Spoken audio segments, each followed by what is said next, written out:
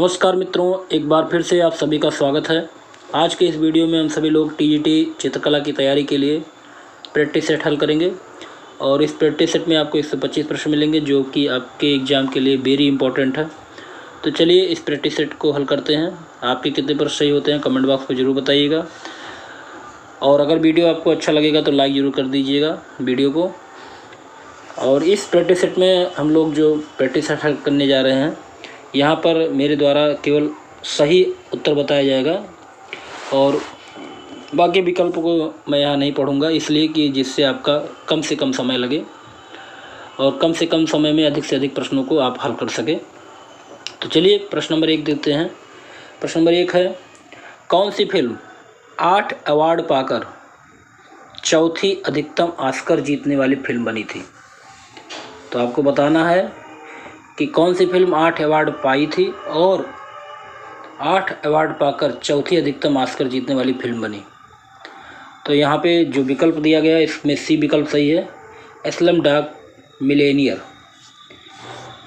ये film 8 award पाकर चौथी अधिकतम ऑस्कर जीतने वाली फिल्म बनी थी। अगला प्रश्न देखते हैं, प्रश्न नंबर 2। कल्पसूत्र की चित्रित पोथी प्राप्त हुई है, तो कहाँ से प्राप्त हुई है? तो कल्पसूत्र की चित्रित पोथी जो है वो गुजरात से प्राप्त हुई है। ऑप्शन बी सही होगा। और आप जानते होंगे कि कल्पसूत्र नामक जो ग्रंथ है वो जैन धर्म से संबंधित है और इस में जैन तीर्थंकरों के जीवन चरित्र का वर्णन किया गया है। और अगर पूछा जाए इसके रचयिता कौन है, तो भद्रभाव इसके रचयिता माने जाते हैं। आगे देखते हैं अगला प्रश्न। कला के संदर्भ में कलम का पर्याय क्या है? तो आपको बताना है कि कला के संदर्भ में कलम जो शब्द है उसका पर्यायवाची क्या है या पर्याय क्या है। तो सही विकल्प होगा ऑप्शन सी शैली। तो चित्रकला के संदर्भ में कलम शब्द का जो प्रयोग होता है उस शैली के लिए प्रयोग किया गया है। प्रश्न नंबर 4 देखते हैं। दक्षिण भारत का कौन सा केंद्र प्रागैतिहासिक चित्रों के लिए मशहूर है? तो यहाँ सही विकल्प होगा ऑप्शन ए बेलारी। तो दक्षिण भारत का केंद्र जो है प्रागैतिहासिक चित्रों के लिए जो मशहूर है उस स्थान का नाम है बेलारी। अगला देखते हैं। अगला प्रश्न है, the Hindu view of art पुस्तक किसने लिखा? इम्पॉर्टेंट है। तो इसको लिखने वाले हैं मुल्क राज आनंद। ऑप्शन सी सही होगा। अगला प्रश्न देखते हैं, प्रश्न नंबर 6। नेकचंद सैनी का संबंध किससे है? तो आपको बताना है कि नेकचंद सैनी का संबंध किससे है? तो रॉक गार्डन से है। ऑप्शन बी सही होगा। नेकचंद सैनी का संबंध यहाँ पर किससे है? रॉक गार्डन से। अगला प्रश्न देखते हैं, प्रश्न नंबर 7। बोध वृक्ष क्या है? तो बोध वृक्ष क्या है? बोध वृक्ष जो है वो पीपल का वृक्ष है और आपको पता होगा कि बोध वृक्ष के नीचे गौतम बुद्ध को ज्ञान की प्राप्ति हुई थी। अगला प्रश्न है, सुमित्रानंदन पंत को किस रचना के लिए ज्ञानपीठ पुरस्कार मिला था? 4 विकल्प दिया गया है, तो यहाँ सही विकल्प होगा ऑप्शन सी चिदम्बरा। तो पंत जी जो थे छायावादी युग के 4 स्तंभों में से एक हैं और उनकी जो रचना चिदम्बरा, इसके लिए इनको 1968 ईस्वी में ज्ञानपीठ पुरस्कार मिला था। अगला प्रश्न देखते हैं, भाभा परमाणु अनुसंधान केंद्र कहाँ पर है? तो ऑप्शन डी सही होगा, ट्राम्बे। और ट्राम्बे कहाँ है? मुंबई का उत्तर पूर्वी एक उपनगर है, तो भाभा परमाणु अनुसंधान केंद्र वहीं पर बना हुआ है। चलिए अगला देखते हैं, टेराकोटा। टेराकोटा के लिए कौन सी जगह प्रसिद्ध है? तो टेराकोटा के लिए जो सबसे प्रसिद्ध है वो गोरखपुर है। ऑप्शन सी सही होगा। चलिए आगे देखते हैं अगला प्रश्न। ज्ञानपीठ पुरस्कार किससे संबंधित है? कला से, साहित्य से, नाटक से, संगीत से? तो यहाँ पे सही विकल्प होगा साहित्य से संबंधित है। Option B. अगला प्रश्न है, किताब के पिछले सिरे मोटाई को क्या कहा जाता है? तो किताब के पिछले सिरे मोटाई को स्पाइन। ऑप्शन डी सही होगा, कहा जाता है। अगला प्रश्न है, किसी भी बोतल का रेखांकन करने के लिए इनमें से किस ज्यामितीय आकार का प्रयोग किया जाता है? तो सही विकल्प होगा ऑप्शन सी, बेलन का। अगला देखते हैं, चित्रकारी के विभिन्न कार्य क्या हैं? तो चित्रकारी के जो विभिन्न कार्य हैं उपयुक्त सभी होंगे। ऑप्शन डी यहाँ पर सही होगा। चलिए आगे प्रश्न देखते हैं, प्लास्टर ऑफ पेरिस किससे बनता है? आपको बताना है प्लास्टर ऑफ पेरिस किससे बनता है। तो यहाँ सही विकल्प होगा ऑप्शन सी, जिप्सम से। अगर देखें तो प्लास्टर से 3 पदार्थों का बोध होता है, जिप्सम प्लास्टर, चूना पत्थर और सीमेंट प्लास्टर, और इसे प्लास्टर ऑफ पेरिस भी कहा जाता है। तो यहाँ सही विकल्प होगा ऑप्शन सी, जिप्सम। अगला प्रश्न है, फुलकारी कला क्या है? तो फुलकारी कला क्या है? ये लोक कला है एक, तो ऑप्शन सी सही होगा। और फुलकारी एक तरह की कढ़ाई होती है जो चुनरी या दुपट्टों पर हाथों के द्वारा की जाती है, और अगर देखें तो ये विशेषता पंजाब प्रांत की एक लोक कला मानी जाती है। आगे देखते हैं, कोणार्क का मंदिर किस भारतीय हिंदू देवता को समर्पित है? सभी को पता है सूर्य देवता को समर्पित है विश्व प्रसिद्ध कोणार्क का मंदिर। ऑप्शन सी सही होगा। अगला प्रश्न देखते हैं, गुप्त काल का प्रसिद्ध ईंट मंदिर कहाँ पर है? वेरी इंपॉर्टेंट है। गुप्त काल का प्रसिद्ध ईंट का मंदिर कहाँ पर है? तो उत्तर प्रदेश के कानपुर जिले में है। और कहाँ पर? कानपुर में, भीतर गांव में। ऑप्शन बी सही होगा। चलिए अगला देखते हैं। अगला प्रश्न है, स्तूप के किस भाग को हर्मिका कहते हैं? तो स्तूप के किस भाग को हर्मिका कहा जाता है, आपको बताना है। तो यहाँ सही विकल्प होगा ऑप्शन डी, अंड के ऊपरी भाग। प्रश्न नंबर 20, बाबर द्वारा निर्मित पहली मस्जिद कहाँ स्थित है? तो बाबर द्वारा पहली मस्जिद जो बनाई गई थी वो पानीपत में। ऑप्शन बी सही होगा यहाँ पे। अगला प्रश्न है, चट्टान काटकर बनाया गया द्रौपदी रथ कहाँ है? तो मंदिरों का शहर महाबलीपुरम, तमिलनाडु की राजधानी जो चेन्नई है उसे माना जाता है, और चट्टान को काटकर बनाया गया द्रौपदी रथ जो है महाबलीपुरम में है। ऑप्शन डी सही होगा यहाँ। अगला प्रश्न है, भारत में कुशाणकालीन मूर्तियाँ बड़ी संख्या में किस संग्रहालय में उपलब्ध है? तो मथुरा संग्रहालय में वो है। ऑप्शन ए सही होगा यहाँ पे। प्रश्न नंबर 23, किस देश में पुस्तक बुक ऑफ डेड प्राप्त हुई थी? तो मिस्र देश में बुक ऑफ डेड पुस्तक प्राप्त हुई है। अगला प्रश्न है, painting is the art of hollowing a surface, यह किसका कथन है? तो painting is the art of hollowing a surface कथन जॉर्ज स्यूरा का है। ऑप्शन डी सही होगा। इम्पॉर्टेंट प्रश्न है, इसको आप नोट कर लीजिए। अगला प्रश्न है, ब्लू हार्स चित्र किससे संबंधित है? तो ब्लू हार्स चित्र किससे संबंधित है? तो फ्रेंच मार्क से। ऑप्शन बी सही होगा। अगला प्रश्न देखते हैं, प्रश्न नंबर 26, आर्ट एंड क्राफ्ट्स आंदोलन का नेतृत्व किसने किया था? तो यहाँ सही विकल्प होगा ऑप्शन डी, विलियम मॉरिस। तो आर्ट एंड क्राफ्ट्स आंदोलन एक अंतर्राष्ट्रीय आंदोलन था जिसका नेतृत्व किया था विलियम मॉरिस ने। अगला प्रश्न है, ओपोलो एंड डेफने नामक प्रसिद्ध मूर्ति शिल्प का मूर्तिकार कौन है? तो ओपोलो एंड डेफने नामक प्रसिद्ध मूर्ति शिल्प का मूर्तिकार जो है वो है वर्निनी। ऑप्शन बी सही होगा। चलिए अगला प्रश्न देखते हैं, प्रश्न नंबर 28, फ्लोरेंस कैथेड्रल के गुम्बद का मुख्य वास्तुकार कौन था? तो 4 विकल्प दिया गया है, बताइएगा कि फ्लोरेंस कैथेड्रल के गुम्बद का मुख्य वास्तुकार कौन था? तो यहाँ पे सही विकल्प होगा ऑप्शन ए, फिलिप्पो वर्नेलेक्सी। चलिए अगला प्रश्न देखते हैं, प्रश्न नंबर 29। सबसे अधिक सुंदर बादलों की पेंटिंग किसने की थी? आपको बताना है कि सबसे अधिक सुंदर बादलों की पेंटिंग किसने की थी। तो यहाँ पे सही विकल्प होगा ऑप्शन सी, टर्नर।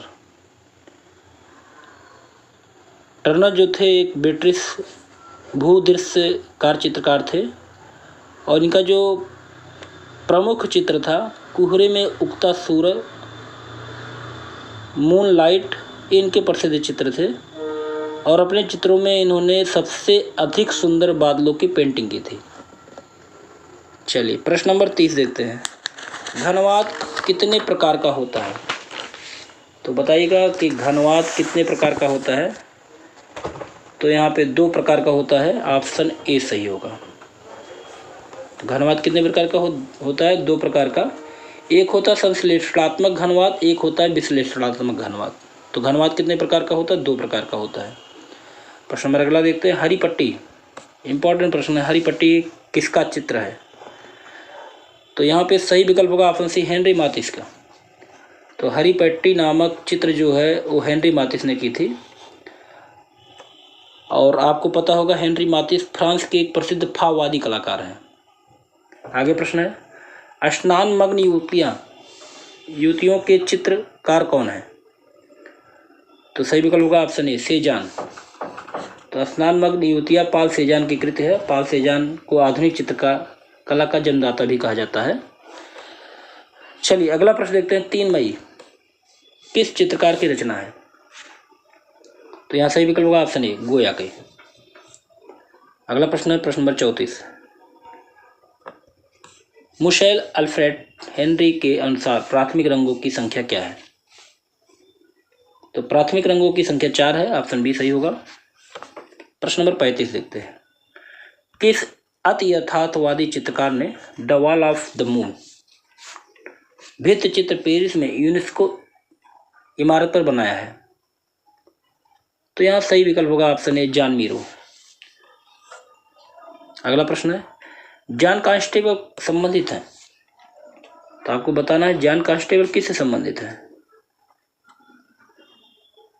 तो यहाँ पे सही विकल्प होगा option D, English romantic painting से। चलिए अगला प्रश्न देखते हैं, प्रश्न नंबर 37।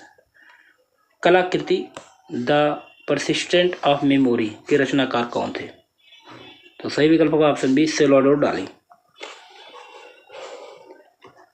अगला प्रश्न है, अति यथार्थवादी कलाकार का नाम बताइए जो पक्षियों के प्रति आसक्त था और उसके पास अल्टर ईगो नामक पक्षी भी था। तो यहाँ सही विकल्प होगा ऑप्शन ए, मैक्स अर्नस्ट। अगला प्रश्न देखते हैं, प्रश्न नंबर 39। उस कलाकार का नाम दें जिसे वैचारिक कला के तथाकथित पिता के रूप में जाना जाता है। तो वैचारिक कला के तथाकथित रूप में हम मार्शल धूसा को जानते हैं, ऑप्शन ए सही होगा। चलिए अगला प्रश्न देखते हैं। प्राचीन यूनान में ओलंपिक खेल किस देवी देवता के सम्मान में आयोजित किए जाते हैं? सही विकल्प होगा ऑप्शन ए, जीएस। अगला प्रश्न है प्रश्न नंबर 41। प्रथम चरण की बाइजेंटाइन कला कहाँ पाई जाती है? तो यहाँ पे सही विकल्प होगा ऑप्शन ए, कॉन्स्टेंटिनोपल में। प्रश्न नंबर 42 देखते हैं। किस प्राचीन कला की वास्तु चित्रकला प्रसिद्ध है? तो सही विकल्प होगा ऑप्शन ए, ग्रीक।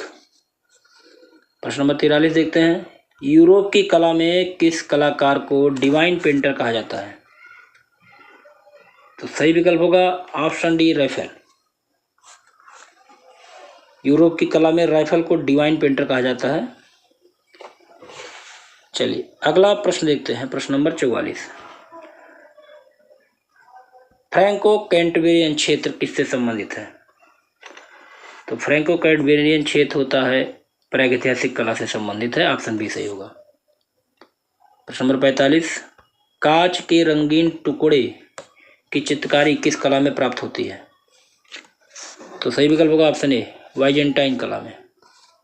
प्रश्न नंबर 46। निम्नलिखित में से कौन कलाकार आप आर्ट से जुड़ा था? तो यहाँ सही विकल्प होगा ऑप्शन ए, जोसेफ अल्बर्टो। है ईसाई धर्म की पुस्तक बाइबिल मूल रूप से किस भाषा में लिखी गई है? बताइएगा, इस प्रश्न का आंसर क्या होगा? तो यहाँ सही विकल्प होगा option D, Hebrew.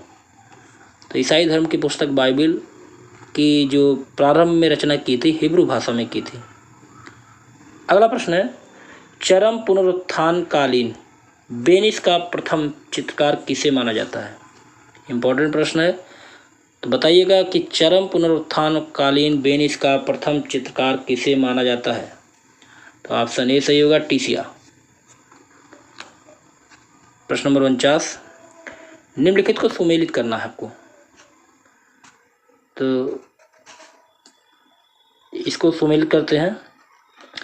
Stone breaker एक गुस्ताव कुर्बे का है।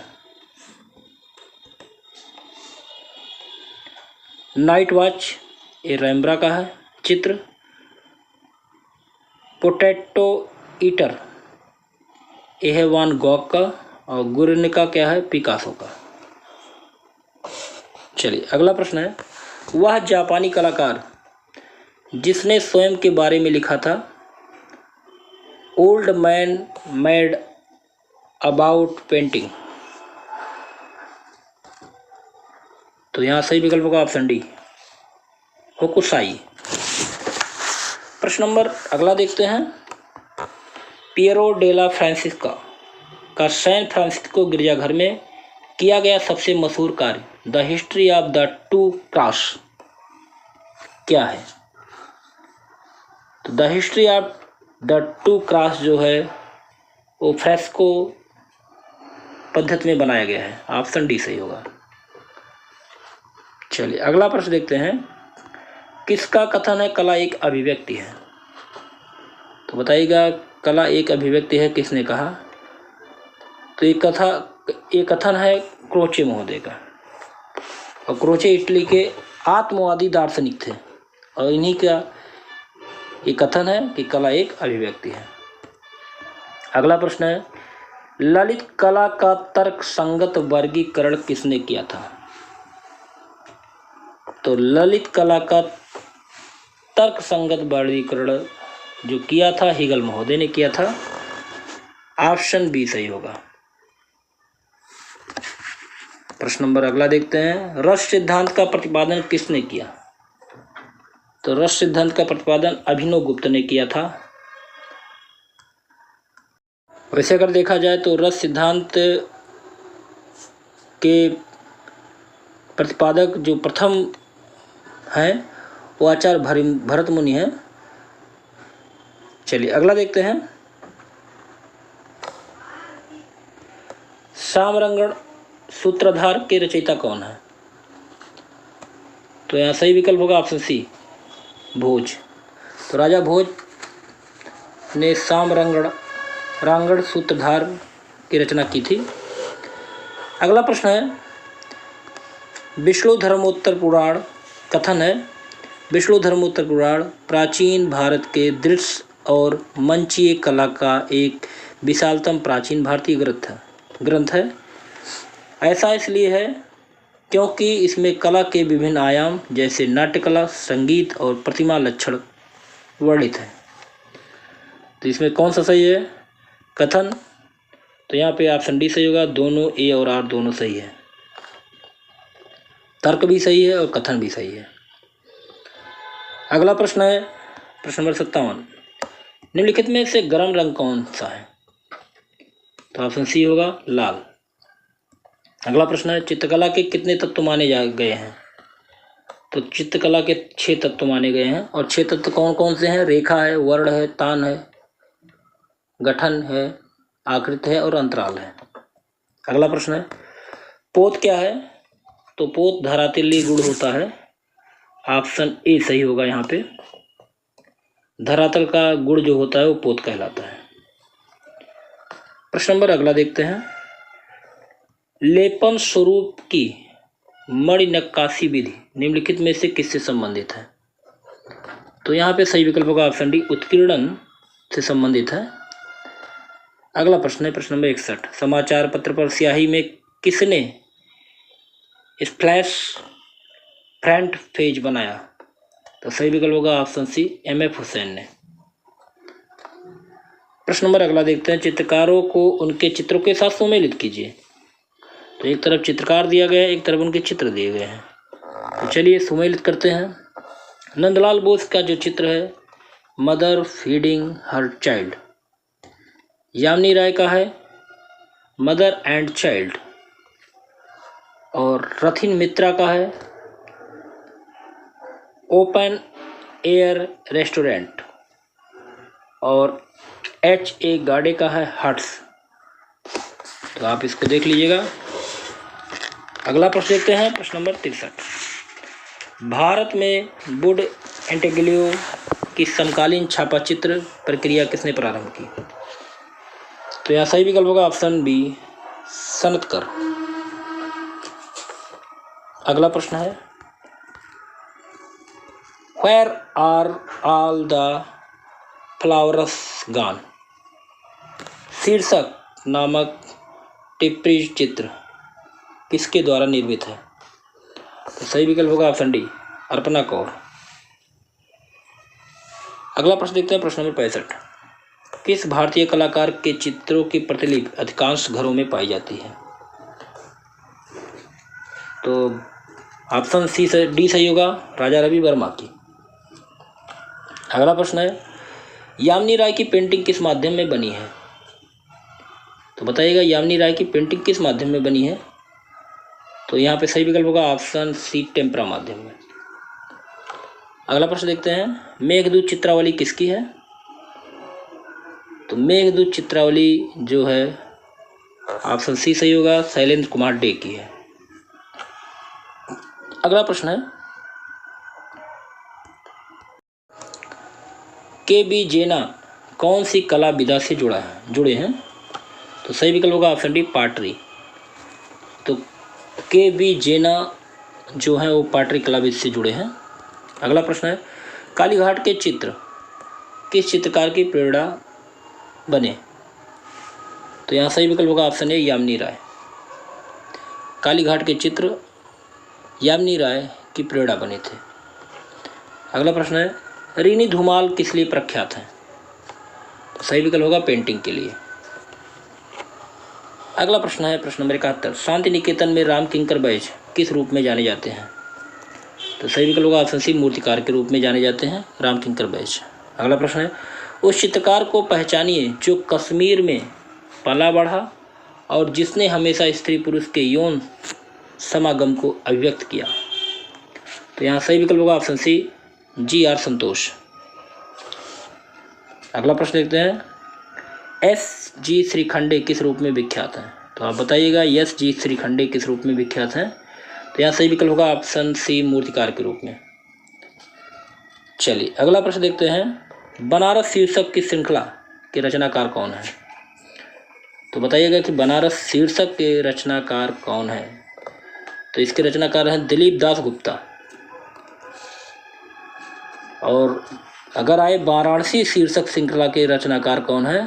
तो राम कुमार जी हैं। तो अंतर है दोनों में, ध्यान दीजिएगा, यहाँ कन्फ्यूज मत होइएगा। बनारस शीर्षक श्रृंखला के रचनाकार दिलीप दास गुप्ता हैं, और अगर आता है कि वाराणसी शीर्षक श्रृंखला के रचनाकार कौन है, तो राम कुमार हैं। चलिए अगला देखते हैं, भारतीय मूर्तिकला नागरी प्रचारी सभा काशी के लेखक कौन है? तो यहाँ सही विकल्प होगा ऑप्शन डी, राय कृष्णदास। अगला प्रश्न देखते हैं, शिव का विस्पान नामक कृति किसने चित्रित की?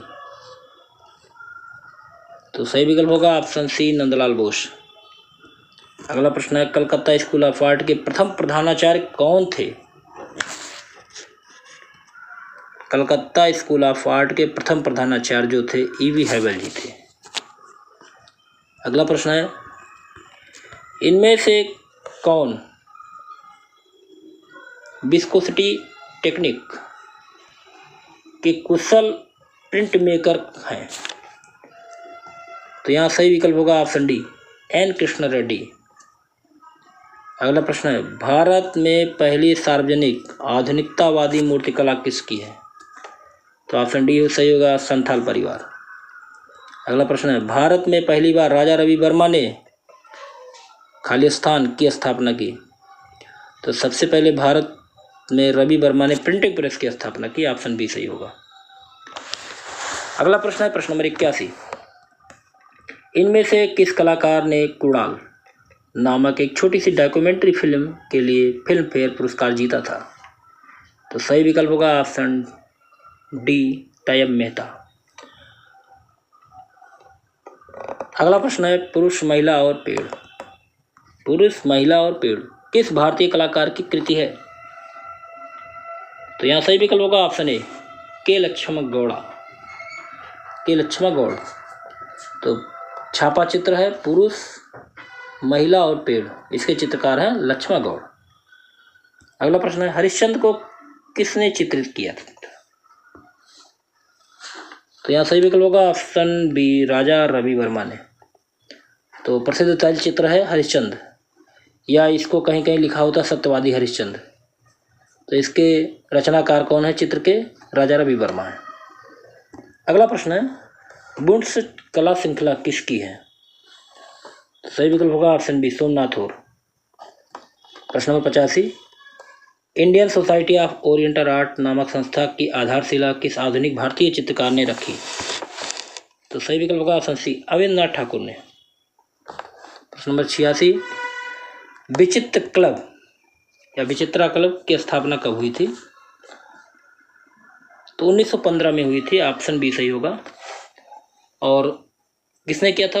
1915 में रविन्द्रनाथ टैगोर ने पश्चिम बंगाल में किया था।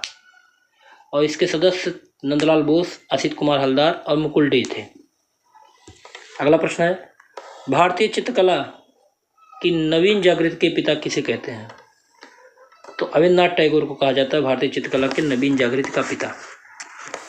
अगला प्रश्न है, इनमें से किस भारतीय कलाकार को 1950 में डी.लिट पुरस्कार से सम्मानित किया गया था? तो यहाँ सही विकल्प होगा ऑप्शन डी, नंदलाल बसु। अगला प्रश्न है, पहाड़ी स्कूल, कांगड़ा स्कूल और राजपूत स्कूल आदि का संबंध किससे है? तो यहाँ पर सही विकल्प होगा ऑप्शन डी, चित्रकारी से। अगला प्रश्न है, बूदी चित्र शैली की रंग योजना क्या है? तो ऑप्शन बी सही होगा, चटकीली। बूदी चित्र शैली की रंग योजना क्या है? चटकीली है। अगला प्रश्न है प्रश्न नंबर 91, इनमें से पहाड़ी स्कूल के मुख्य केंद्र कौन है? तो सही विकल्प होगा ऑप्शन बी, बसोहली शैली, गुलेर शैली और कांगड़ा शैली। अगला प्रश्न है, जयपुर चित्रों के प्रिय विषय वस्तु क्या है? तो बिहारी सतसई। ऑप्शन ए सही होगा। अगला प्रश्न है, गीत गोविंद के चित्र किस विषय से संबंधित है? तो गीत गोविंद ये जो चित्र हैं वो प्रेम से संबंधित है। ऑप्शन बी सही होगा। अगला प्रश्न नंबर 94 देखते हैं, राजस्थानी चित्रकला के पसंदीदा विषय क्या थे? तो यहाँ पे राजस्थानी चित्रकला के पसंदीदा विषय बताने हैं। तो ऑप्शन सी सही होगा, राधा कृष्ण। चलिए अगला प्रश्न देखते हैं, प्रश्न नंबर 95, राजस्थानी चित्रकला का आरंभिक स्वरूप किस शैली से प्रभावित था? तो अभ्रंग शैली से प्रभावित था। ऑप्शन डी सही होगा। प्रश्न नंबर 96, चित्रकार निसारुद्दीन किस शैली से संबद्ध हैं? तो यहाँ सही विकल्प होगा ऑप्शन ए, राजस्थानी शैली से। अगला प्रश्न है प्रश्न नंबर 97, गोपनी की चित्रकारी का माध्यम क्या है? तो ऑप्शन ए सही होगा, कपड़े पर टेम्परा माध्यम है। गोपनीय चित्रकारी का माध्यम जो है कपड़े पर टेम्परा। प्रश्न नंबर 98, इनमें से किस स्कूल के कलाकार केवल बेचने के लिए ही चित्रकारी करते थे? तो ऑप्शन डी सही होगा, कंपनी स्कूल के। तो कंपनी शैली के कलाकार चित्रकारी केवल चित्र बेचने के लिए करते थे कार्य। अगला प्रश्न है, कौन सा मुगल चित्रकार और सुलिपकार दोनों था? तो सही विकल्प होगा ऑप्शन बी, अब्दुल समद। अगला प्रश्न है प्रश्न नंबर 100, कश्मीर का शालीमार बाग किसने बनवाया था? तो ऑप्शन सी सही होगा, जहांगीर। कश्मीर का शालीमार बाग का निर्माण जहांगीर ने करवाया था। अगला प्रश्न है, किसके दरबार में अबुल हसन ने ईसाई विषयों पर चित्र बनाए? तो ऑप्शन ए सही होगा, जहांगीर। प्रश्न नंबर 102, इन शासकों में से किसके काल को भारतीय कला के स्वर्ण काल के रूप में जाना जाता है? तो यहाँ पे सही विकल्प होगा ऑप्शन सी, जहांगीर। अगला प्रश्न है, नुजूम अल उलूम किस संग्रहालय में स्थित है? तो नुजूम अल उलूम ये जो है चेस्टर बिट्टी लाइब्रेरी डबलिन में स्थित है। अगला प्रश्न है, अकबर कालीन मुगल लघु चित्र को किस रूप से संदर्भित किया जाता है? तो सही विकल्प होगा ऑप्शन डी, 1, 2 और 3 सही है। यहाँ पे 1 भी सही है, 2 है और 3। अगला प्रश्न है प्रश्न नंबर 105, किस भारतीय चित्र शैली में मनुष्य के चेहरे का 3/4 भाग चित्रित किया गया? तो यहाँ सही विकल्प होगा ऑप्शन डी, जैन। प्रश्न नंबर 106, सही कालक्रम का चयन कीजिए। सबसे पहले कौन आते हैं यही आपको चयन करना है। तो यहाँ सही विकल्प होगा ऑप्शन ए, पहले ऋषभनाथ, फिर अजितनाथ, फिर पारसनाथ, फिर महावीर स्वामी। ऋषभनाथ जो है वो प्रथम जैन तीर्थंकर हैं, अजितनाथ हैं द्वितीय, पार्श्वनाथ हैं 23वें और महावीर स्वामी हैं 24वें तीर्थंकर। अगला प्रश्न है, कौन सी गुफा का उल्लेखनीय थीम को दिखाती है जिसमें रावण द्वारा माउंट कैलाश हिलाने की थीम दिखाया गया है? सही विकल्प होगा ऑप्शन बी, गुफा संख्या 16 में। तो रावण द्वारा कैलाश को उठाने का दृश्य एलोरा की गुफा संख्या 16 में चित्रित है। अगला प्रश्न है, सिंतलवासल की गुफाएं किस नदी के किनारे हैं? तो बताइएगा कि सिंतलवासल की गुफाएं किस नदी के किनारे हैं। इसका जवाब आप कमेंट बॉक्स पर दीजिएगा। अगला प्रश्न देखते हैं प्रश्न नंबर 109, अजंता की चित्रकला किस चित्रकला के उदाहरण है? तो ऑप्शन ए सही होगा, म्यूरल। प्रश्न नंबर 110, अजंता में कितने जातक कथाएं चित्रित हैं? तो यहाँ सही विकल्प होगा ऑप्शन बी, 547 जातक कथाएं चित्रित है अजंता में। अगला प्रश्न है, अजंता गुफाओं में गुफा संख्या में मर्दासन राजकुमारी की आकृति चित्रित है? तो यहाँ सही विकल्प होगा ऑप्शन बी, गुफा संख्या 16 में। तो मर्दासन राजकुमारी नामक आकृति की चित्रकारी अजंता की गुफा संख्या 16 में की गई है। अगला प्रश्न है, अजंता की गुफा संख्या या गुफा क्रमांक 26 में बनी महानिर्वाण मूर्ति बुद्ध के जीवन की किस घटना से संबंधित है? तो सही विकल्प होगा ऑप्शन डी, मृत्यु से। चलिए अगला प्रश्न है प्रश्न नंबर 113, इटालियन फ्रेस्को पेंटिंग की तकनीक किसके समान है? तो इटालियन फ्रेस्को पेंटिंग की तकनीक जयपुरी फ्रेस्को के समान है, ऑप्शन डी सही होगा।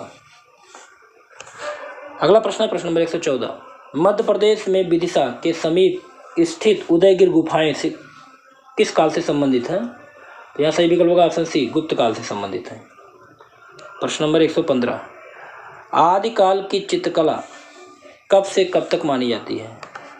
तो यहाँ सही विकल्प होगा ऑप्शन बी, 3000 ईस्वी पूर्व से 50 ईस्वी। अगला प्रश्न है, भारतीय मूर्तिकला में शैलियों का सही कालक्रम अनुपात क्या है? तो भारतीय मूर्ति कला की शैलियों का सही काल क्रमक अनुसार क्या होगा? तो सही विकल्प होगा ऑप्शन सी, पहले मौर्य, फिर संग, फिर कुषाण, फिर गुप्त। प्रश्न नंबर 117 देखते हैं। डांसिंग गर्ल नामक मूर्ति किस संग्रहालय में स्थित है? तो यहाँ सही विकल्प होगा ऑप्शन सी, राष्ट्रीय संग्रहालय नई दिल्ली। अगला प्रश्न है, सिंधु घाटी में निम्नलिखित में से किसकी खोज की गई थी? तो यहाँ सही विकल्प होगा ऑप्शन बी, मुहरों की। अगला प्रश्न है, शिवा मुहर पर इनमें से क्या नहीं उकेरा गया है? तो यहाँ सही विकल्प होगा ऑप्शन बी, घोड़ा। तो शिवा मोहर पर घोड़ा नहीं उकेरा गया है, बाकी गैंडा, भैंसा, हाथी उकेरा गया है। अगला प्रश्न है, कथन और कारण। कथन है, मध्य प्रदेश में प्रागैतिहासिक चित्रों की अधिकतर संख्या प्राप्त होती है। कारण है, प्रागैतिहासिक काल में व्यक्ति इस क्षेत्र में रहना अधिक पसंद करते थे। तो यहाँ सही विकल्प जो होगा ऑप्शन सी का सही है, लेकिन खा असत्य है। मध्य प्रदेश में प्राकृतिक चित्रों की अधिकतर संख्या प्राप्त हुई है, सही है, लेकिन कोई ज़रूरी नहीं कि यहाँ लोग रहना ही पसंद करते थे। चलिए अगला प्रश्न देखते हैं। प्रश्न नंबर 120, भीमबेटका की पाषाण गुफाएं कहाँ पर स्थित हैं? तो भीमबेटका की पाषाण गुफाएं विंध्याचल की पहाड़ियों में स्थित है और ये भीमबेटका गुफाएं मध्य प्रदेश के रायसेन जिले में है। ऑप्शन बी सही होगा। अगला प्रश्न है, रेनेसां के प्रारंभिक चरण में चित्रकला में किसने परिपेक्ष का प्रयोग की शुरुआत की थी? तो सही विकल्प होगा ऑप्शन डी, मैसेच्चियो। अगला प्रश्न है, मोजाइक कला किससे संबंधित है? तो आप बताइएगा कि मोजाइक कला किससे संबंधित है। तो यहाँ सही विकल्प होगा ऑप्शन ए, वाइजेंटाइन कला से। मोजाइक कला वाइजेंटाइन कला से संबंधित है और वाइजेंटाइन कला में मणिकुट्टम पद्धति का प्रयोग होता है। अगला प्रश्न है, the secret life of Salvador डाली के लेखक कौन है? The secret of life of Salvador डाली के लेखक स्वयं डाली ही है, सल्वाडोर डाली। ऑप्शन डी सही होगा। चलिए आगे देखते हैं अगला प्रश्न, और इस वीडियो का लास्ट प्रश्न है, 18वीं शताब्दी कला आंदोलन की पहचान आमतौर पर ऐतिहासिक रूप में सही हालत और परिधानों का उपयोग करके शास्त्रीय घटनाओं, पात्रों और विषयों के दृढ़ चित्रण में दृढ़ संरचनात्मक तकनीक पर जोर देती है। तो यहाँ पे सही विकल्प होगा ऑप्शन सी, नव शास्त्रीय कला। तो नव शास्त्रीयवाद में शास्त्रीय घटनाओं, पात्रों और विषयों के दृढ़ चित्रण में दृढ़ संरचनात्मक तकनीक पर जोर दिया गया है। तो आज का यहाँ प्रैक्टिस सेट समाप्त होता है। आपके कितने प्रश्न सही हुए कमेंट बॉक्स में ज़रूर बताइएगा, और अगर वीडियो आपको अच्छा लगा हो तो प्लीज़ आपसे एक अनुरोध है कि वीडियो को लाइक करें और शेयर करें, जिससे अधिक से अधिक लोगों को लाभ हो। अगर चैनल पर नए हैं तो आप चैनल को सब्सक्राइब कर लीजिएगा, जिससे आपको आने वाले वीडियो का नोटिफिकेशन मिलता रहे। और ऐसे ही महत्वपूर्ण प्रश्नों के साथ फिर मिलते हैं, तब तक के लिए जय हिंद, जय भारत।